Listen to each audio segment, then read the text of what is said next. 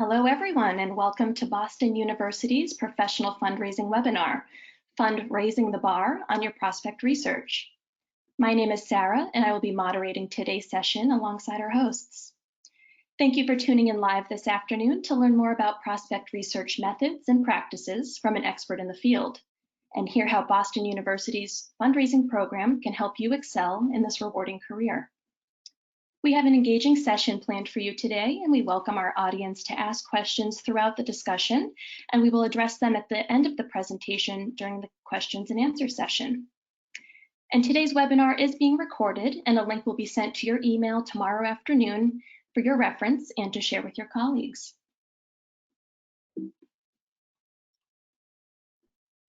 I would now like to introduce the Professional Fundraising Program Director and one of today's hosts, Jon Schaffrath. As the interim senior director of major gifts at the Harvard Business School, Jon has spent many years in alumni engagement, annual funds, volunteer management, and major gifts, just to name a few. Jon completed the BU fundraising program in 2007 and has been instructing for the past 10 years. And Kylie Johnson, one of BU's fundraising instructors and today's main presenter on prospect research. Kylie is the Senior Philanthropy Officer and Planned Giving Manager for Bay State Health Foundation, with a Chartered Advisor in Philanthropy designation from the American College of Financial Services. She has over 20 years of experience in both small and large nonprofit settings and brings a wealth of knowledge to the online classroom. Kylie, thanks so much for joining us today. I'll have you take it from here. Terrific welcome, everyone, and let's go to the next slide. Wonderful. So I'm so happy you all are here, and we're starting with this topic of prospect research, which in times of COVID, we would say is more important than ever before because, many nonprofit organizations are undergoing budget crunches, right? And so it's really up to us to use our time as wisely as possible and to spend time talking to the people who can most help our organization. I always like to start with the higher purpose of fundraising, why we're here. So, the whole reason we do what we do, and this is what fuels me, if you have a challenging day in fundraising, you just call a donor and you get energized by the way that they're energized. So we do this work because our job is to help donors fulfill their passion and interests. Prospect research helps us treat donors as real partners instead of just sources of cash. It helps us be able to better share how our organization's goals are aligned with our donors. And the end result, if we do our work well, is that we see increased loyalty, higher levels of giving, and a whole lot of joy and happiness from our donors and in ourselves. So that's a big picture of where all this adds up. So prospect research is a technique used by nonprofits to learn more about potential existing donor personal backgrounds, giving histories, wealth indicators, philanthropic motivations. So what we really want to do is to evaluate a prospect's ability to give, what's their capacity, and their warmth, affinity toward an organization. So we're going to spend more time to work with donors who have the capacity to give more. When you look at a campaign, 80 to 90% of the dollars come from 10 to 20% of the donors. So you want to be spending time with the people who have capacity. You may have a lovely donor who gives $100 a year and is never going to give any more than that. We just can't spend the same time with that donor if we're going to help our organization achieve their goals. And you also want to be able to look at their warmth. What is their affinity? How involved, how engaged are they with them, so you know what they might want to do. All right, next slide. So there you go. So why do we need it? So this is it. When you think about your job as a fundraiser, and this could be wherever, maybe you're a frontline fundraiser, you're helping and a valuable part of the team, but you have money, time, quality. When you look at major gift criteria, only 1 in 3 donors who meet that criteria actually want to connect with you in person. So not everybody wants to be cultivated and sorted and go out to lunch. you only have so much time, right? You may be an organization with 220,000 alumni. You're trying to raise $1 billion. You know, this was my life at Virginia Tech, and you're assigned to Houston. And there are, you know, 500 alumni in Houston rated at the capacity to give, you know, $50,000 or more. You have to figure out who you need to see and how you're going to do it, because you're only going out to Houston a few times a year. So you only have so much time, and you and your organization need to be wise stewards of the money invested in you, right? So your organization spending money to get you out to see the alumni or the supporters of the organization, and you need to spend that money wisely so that you're helping grow the organization. So prospect research helps with all these things. Next slide. So what is the process? What is this? And I will say one note. So we use in the class prospect research, and that's an industry standard. But really, you know, I often try to say prospective donor or donor. You know, these are people. Prospect can make it sound transactional. So it's always about the people. And I say this because there's always, when we're teaching this course, some people that go, what do you mean you're collecting data on donors? That's kind of creepy. So there are ethical standards. There's a larger, bigger picture to this. So let me go through the process here and I'll explain. And please feel free to ask questions in chat or in the questions. So prospect research looks at the what. You know, data from well screening tools, public sources on the internet, or even from donor visits. And we'll look at what's in that data category in a minute. Prospect research also asks, so what? What does this data mean? Why is it important? Why do we care? And then it asks, therefore, how does this data and its meaning inform our course of action? You know, what do we actually do with this data? And if you're interested in reading the article, it's over here. Ann Hoffman wrote about this process and connecting the dots. And this is from APRA, which is Association of Professional Researchers for, gosh, I have to look it up, but there's a professional association for researchers, which name is escaping me at this moment. So what, therefore. So let's break that down. Next slide. So here's your problem, right? You want to find the donors with the most capacity and willingness to give. So how do you find the best major gift donors out of a database of, say, 200,000 people? You know, if you're any kind of university, having 200,000 alumni could be your situation, or 200,000 supporters, or whatever it is. So next slide. So what we do with prospect research is we do data mining and predictive modeling. If you track it, you can analyze it. So we're going to go back to what the data is, but if you track it, you can analyze it. So you're looking at data to look at patterns and trends to predict future outcomes. So you have that problem that we were talking about, 200,000 alumni. How on earth do you know who you should go see? Well, hopefully your organization has some kind of database. Your database is your first and utmost prospect research tool. And in your database, you would be capturing things like people's names, emails, phone numbers, all that contact information, but also the simplest level, they're giving. You know, what kind of gift did they make? When? What was the date of it? Did their giving increase over time? Did it decrease? You can track other things too, like do they come to reunions? Do they come to football games? Did they come to this camp when they were a kid? Do they have a season tickets to symphony? Whatever your organization is, what's their connection to it? And then you can look at patterns and trends to predict future outcomes. So for instance, you can build a model. Say your organization wants to know, we want more $100,000 donors, $100,000 donors.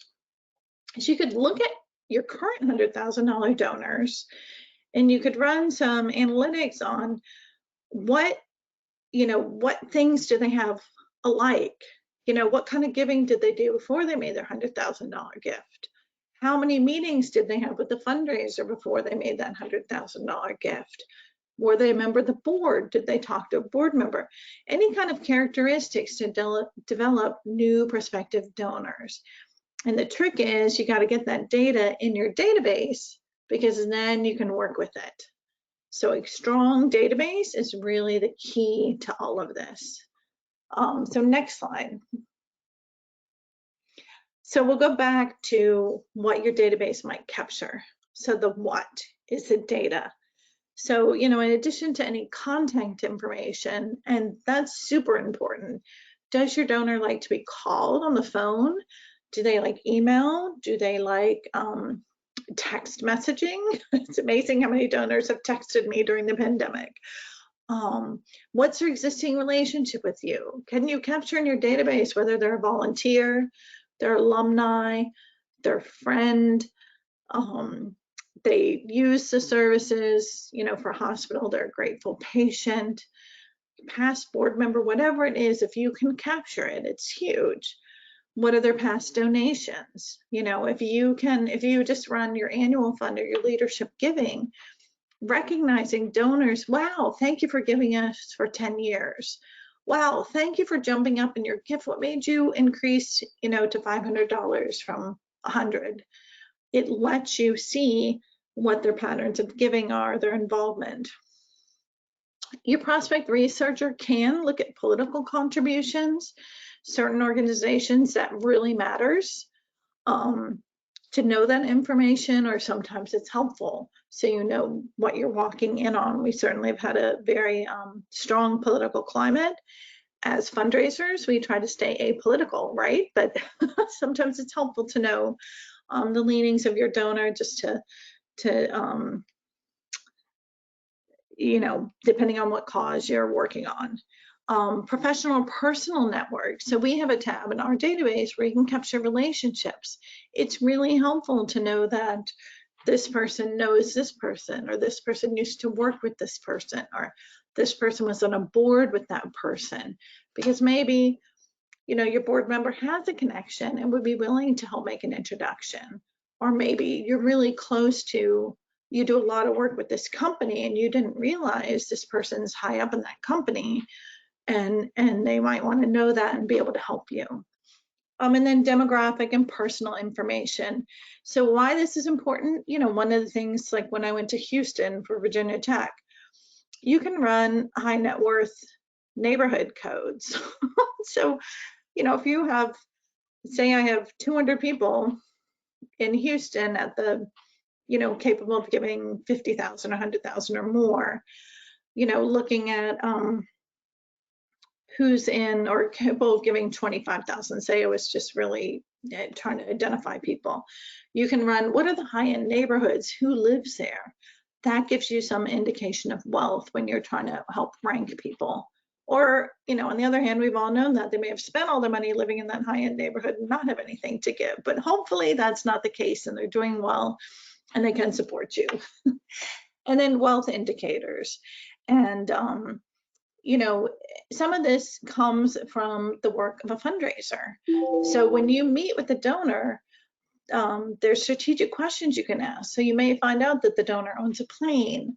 Or one of my favorite questions to ask is, so where do you go on vacation during the summer? And, you know, if a donor says, oh, I go to my house up in, you know, the Adirondacks, or, oh my gosh, I go to our castle in Italy, or, oh, we're traveling around the world. You know, it gives you a sense of, you often learn about vacation homes or capacity just by asking, gosh, where do you like to go on vacation? And that gives you a sense of wealth when you're trying to figure out, you know, what could this person do if they were really inspired? So next slide. So what, right? So the first thing we do in prospect research is we collect the data. Then we ask, what do we do with it? So what? So let's look at that. So say you simply know somebody's age. I work in major hospital to plan giving, so I like people who are age 65 plus.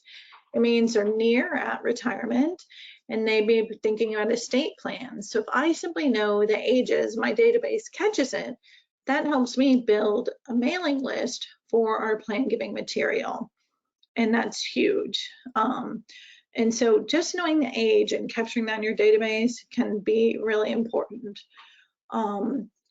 Giving, somebody's given 25 for 18 of the past 20 years. So that data tells us they're longtime loyal annual fund donor, and maybe they're a good potential plan giving donor. We often see the biggest plan gifts from donors who've given even very small amounts over a period of time. And why does this matter? Because you think you're never going to spend time visiting a $25 donor unless you know that there's some hidden wealth there. Most of the time, we don't know that for these donors. They're off the radar. They don't give outright. They're simply hardworking people that have really saved their money. But if you put them on a mailing list and they keep seeing plan giving material, they may self-identify. And for those of you who don't know, plan giving is a word, industry word for people who give they include a gift in their will, so receive the gift in the future, or in a trust. People who may do things called life income gifts, like charitable gift annuities or trusts, charitable trusts, where they make a gift and get some income back. People who do beneficiary designations, like including you as a beneficiary and part of their retirement account.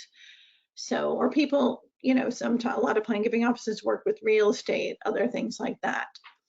So anyway, so that's useful information. Just simply knowing dollar amounts tells us something and gives us an action item.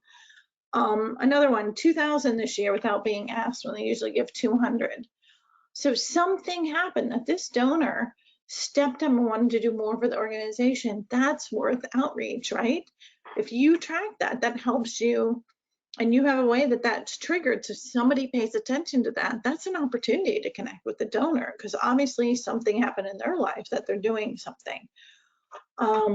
Donors, you know, especially I work for a healthcare system, donors are given honor of care specialists, like our cancer specialist. You know, their loved ones may be impacted with cancer. Maybe we want to pull them onto a mailing list or keep them on a list for more research if we do a special campaign for cancer. So knowing what their gift, if there's a tribute, what it's for. They own numerous properties in town. So this is something a prospect researcher would find out by searching in public records, or you might find out in conversation with the donor. That means they may have a lot of assets tied up in real estate versus cash. So that means, you know, we'll look at that in a second. And then they received a scholarship to their alma mater. You may have lists of this that you can secure, or you may learn this through a conversation with the donor. But a lot of people who receive scholarships are grateful, and they may want to help pay it forward and help somebody else. So these are all data points that you could receive, that you can see that because you had prospect research, it's helping you start asking why it matters. So let's go to the next slide and we'll take it a step further. So therefore, here we talked about some of these, you know, the people who are age 65 or longtime loyal annual fund donors, we want to add to a plan giving mailing list. And again, it goes back to, unless we see other wealth indicators, we don't necessarily have time to go visit all the $25 donors. So let's get marketing to them. Let's see how we can kind of engage them, hope they self-identify. Assigned to a fundraiser in charge of the cancer program. So this is when we know somebody stepped up and made a gift honoring the cancer specialist, and they look like they have other wealth things. Well, let's get the fundraiser who handles cancer program to work with them. Code them with an interest in African American studies. So we're going to do for a mini campaign. So this is something at Virginia Tech, and I switched it because I have to confess, Virginia Tech, we're in the South, and we had a Civil War center. So I switched it to African American studies, but they were getting ready for a campaign, and there was a very popular professor who taught this really well.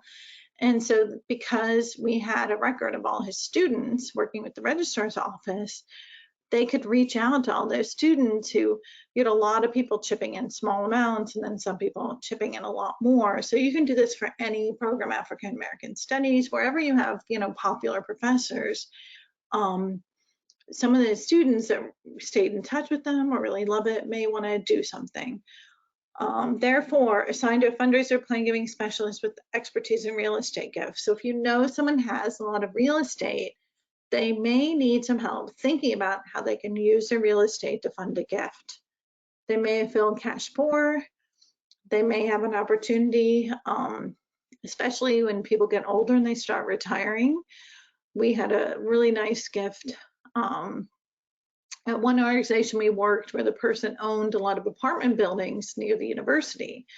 They were kind of tired of managing and dealing with the property management of these buildings, and were able to make a wonderful gift out of it. And it took a lot of expertise because, they have a relationship with the university. You have to work on the timing of everything. Sometimes real estate gifts, especially in a college town, if someone owns commercial property and the town counts on it for taxes, you've got to work at the town too, because the town doesn't necessarily want those taxes off the payroll. So you've got to structure a gift to think about when it's actually going to come in and work on these pieces of it. So having somebody with specialty in real estate gifts and helping connect them to the real estate person is great. If you have the data that this person comes in town for reunions, or if you have a partnership with your reunion committee or your events committee, you work for the Humane Society and someone signed up to come to, an event you're doing, that's a great opportunity to be able to see that person, in your territory. So that's great information to have and share. Or, if you find out someone belongs to a country club, you can talk to a board member that says, hey, do you know them? Maybe they can help open the door. So it's gathering information, making sure you have it in a database where you can sort it or access it. So you can think about, what does it mean and what can you do with it? And, where do you go from here? All right, next slide. And let's stop. Any questions? I don't see any here, but feel free to jump in and ask. We're happy to answer. And so, finally, the goal of data analysis is, to analyze donor behavior and really to find the donors who really want a relationship with you. This work helps you create revenue goals and a plan. You can manage the plan and stay focused on the right thing. The more you can take your portfolio, y'all are given portfolios that have, if you're a frontline fundraiser, you say you have a portfolio of 150 people. That's really hard to manage. So you're going to be doing the work to try to identify who's my top 10, who's my top 25, and then what are my touch points for the rest of them, or the next 50. You're going to have to figure that out. So being able to know, wait, these really are my top people, helps you figure out where you're going and what you can do. Next slide. And so ultimately, all this work is about helping our organization build authentic relationships with donors who care about our mission and want to support it.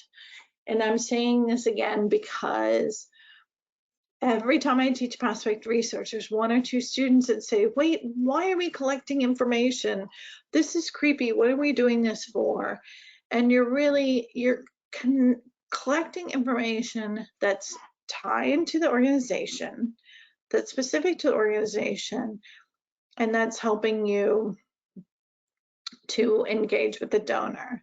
So you're not collecting all this weird stuff, you're really trying to remember, and it helps because, there's that odd statistic that direct line fundraisers move jobs every 2 years or even shorter. And so if you have a donor database and people put in notes from a meeting and include things, this donor really cares about cancer research. This donor always loves coming to the reunion. This donor thinks very highly of the president. The president should be part of any ask. you're helping the next person who works with that donor to respect that donor and keep that relationship going. Every single donor to an organization belongs to the organization, not to the fundraiser. And so having a database, keeping contacts in there and working. So, our goal as fundraisers is to make sure that relationship continues and is meaningful to the donor. It's not about us, it's about keeping that donor engaged and ensuring that relationship continues and deepens. Next slide. All right, and I think at this time, so thank you so much, Kylie, for the insightful tips and tricks for a successful prospect research campaign. That was wonderful. At this time, I'll now turn the discussion over to Jon, who will provide us with a high-level overview of BU's professional fundraising certificate program with some course logistics, and then we'll go into the enrollment process. Thank you, Sarah, and thank you, Kylie, both for this presentation today. I learned a ton, and I really appreciate the tone, the note that you left us on the importance of finding these potential donors for the organizations and to support the missions that we all care about. Let me also thank you for all of the great work you do in this program here at BU and in philanthropy generally. Thank you. So I'm thrilled to be here. I like to take just one moment and say, general thank you to those who are attending today, those who are listening later. I'm inspired by your interest in philanthropy, the profession of philanthropy, and the impact that you can have on organizations that are doing important work along many different sectors and around the world. So thank you. The program here, as you can see, it's a 12-week program. Each week there's a different topic. I'll go through those on the next slide. And within that week, the learning is self-paced, asynchronous, with deadline-driven assignments and within each week. The week is taught by an instructor like Kylie or myself, who is a subject matter expert, as well as a practitioner. So you get to know the instructors and what they do in the real world in fundraising, which is a great benefit. And you also will have the opportunity to get to know a number of classmates across sectors, across roles within philanthropy, and across regions. Many of our students get to know each other and connect in person, even though this is a completely online program. And they have the opportunity to get to know each other through the platform, through discussions that are facilitated by the instructors. And there's also an opportunity for a live session each week. They are recorded and they're not required attendance to be successful in the program, but they are a nice benefit in a way to take the materials that you're reading, really bring it alive, and also bring it very current. So you can talk about things that might be going on in one of Kylie's modules around planned giving, with many of the tax laws changing with the CARES Act. There's an opportunity to bring in content real time and learn from that.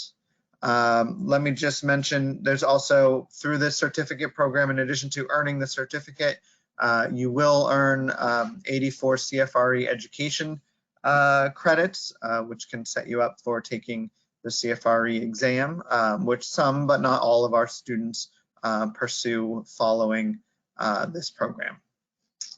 Next slide. So I like to think about the program. It's 12 weeks soup to nuts on fundraising in the nonprofit healthcare education space. We use examples and tailor conversations and content both domestically here in the US and internationally, both large fundraising shops like a university and small fundraising shops like a Boys and Girls Club. So we really cover the gamut, and the way we walk through the fundraising organization is laid out here, touching on all of the key parts, both those that are frontline or forward facing, the people who are out there soliciting the gifts and building the relationships, and internal thinking through the management of the fundraising office, the different functions that are required around event support, gifts processing, letter writing, all of those pieces that are critical to fundraising success, but not maybe as obvious when you're just learning about an organization or their fundraising.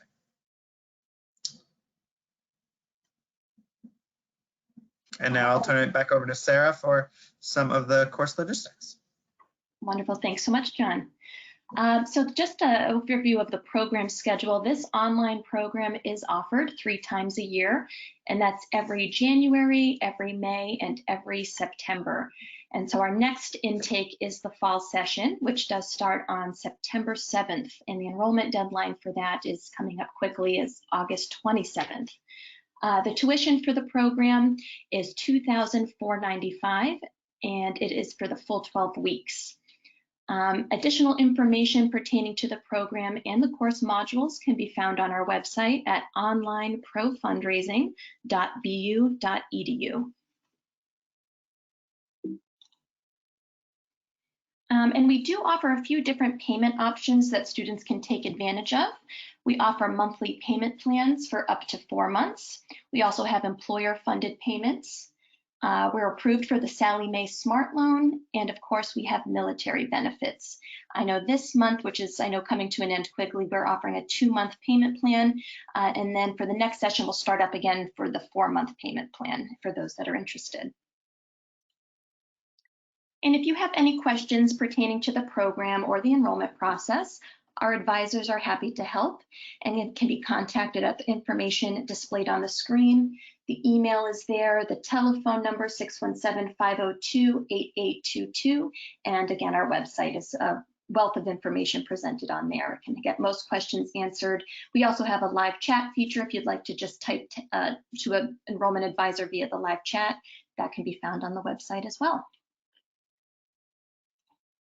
All right, and that does bring us to our questions and answer session. So just as a reminder, you can use your questions box located in your control panel to type questions for either Kylie or John or myself, and I will direct them as needed. I think we had 1 or so question coming in just as we were going through here. So this person asks, was the program taught in person prior to the pandemic, or was it always online? And I can't answer that saying this was always an online program. I don't know, John, if you want to embellish on that at all, just for the format. Yeah, so about a decade ago, there was an in-person version, maybe a little bit more, but it's been online for a significant amount of time prior to pandemic. So we were all set come March 2020.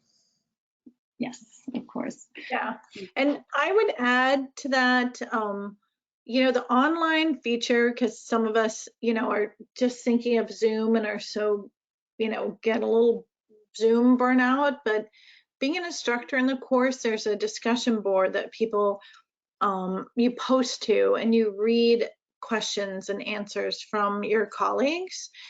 And there we witness, even though it's an online program, we witness so many wonderful relationships being built and so many great conversations. So I think for the students in this program, they really find that even though it is an online program, there's a lot of opportunity for connection, and you start, meeting folks who are also from small shops, or learning from, folks who are, say, we have somebody from MIT and you're at a smaller college. And so you do make connections and meet people in the discussion boards that then you can build the relationships too. And I think that's been a really valuable part of the program for a lot of students.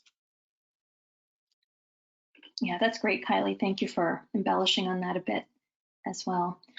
We have another question here, either for whoever wants to jump in on this, Kylie or John.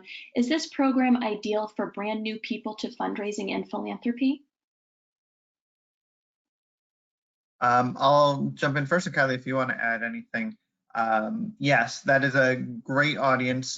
This is a sort of principles and practices based on sort of best practice understanding of fundraising. So a good cohort to go through.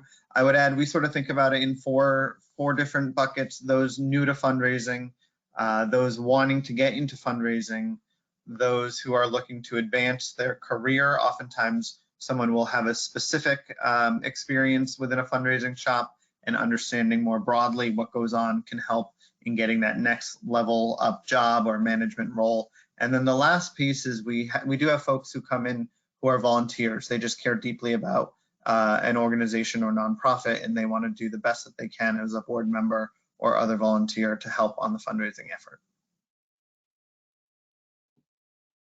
Awesome, thank you, Jon. And maybe Kylie, I'll pass this next question to you. Is there an increased interest in fundraising after this COVID pandemic has exacerbated the existing inequalities and global problems?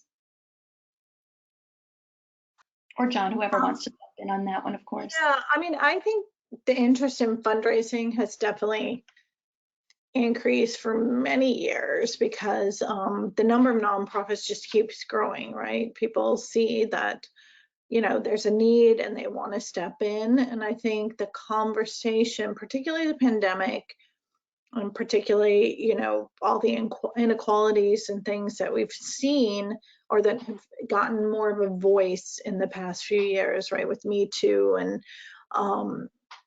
Black Lives Matter, and the things have gotten a stronger voice and presence and overall consciousness, that there's definitely an increase. And I think there's been more awareness within the fundraising community too on how do we help and continue to educate and bring a more diverse population into the field or bring more fundraising opportunities to them.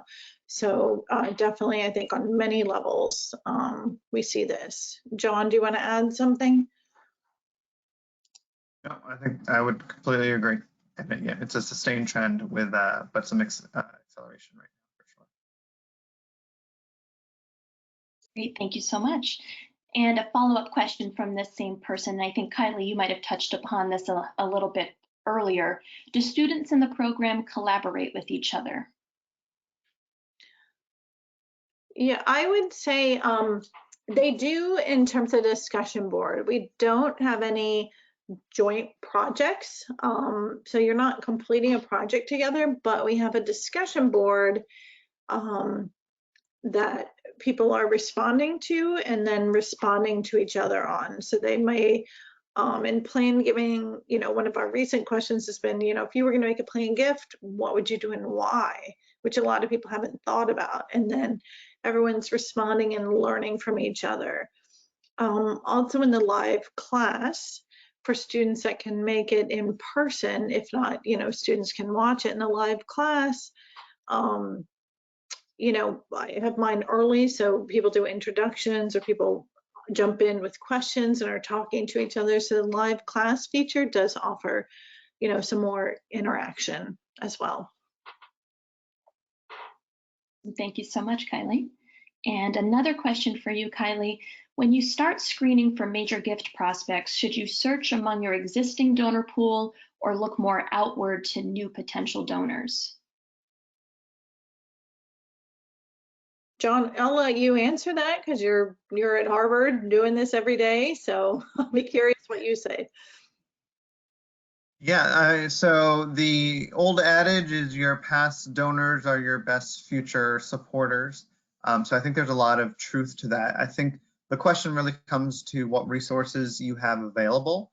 If you're an organization with limited resources, which many are, your probably biggest bang for your bet would be to review your donors and see if there's anyone in there who you're able to apply some of the tools that Kylie talked about to determine if they have more capacity, financial capacity than you might have thought, and then you can engage them at a bit of a higher level to work towards more significant philanthropy.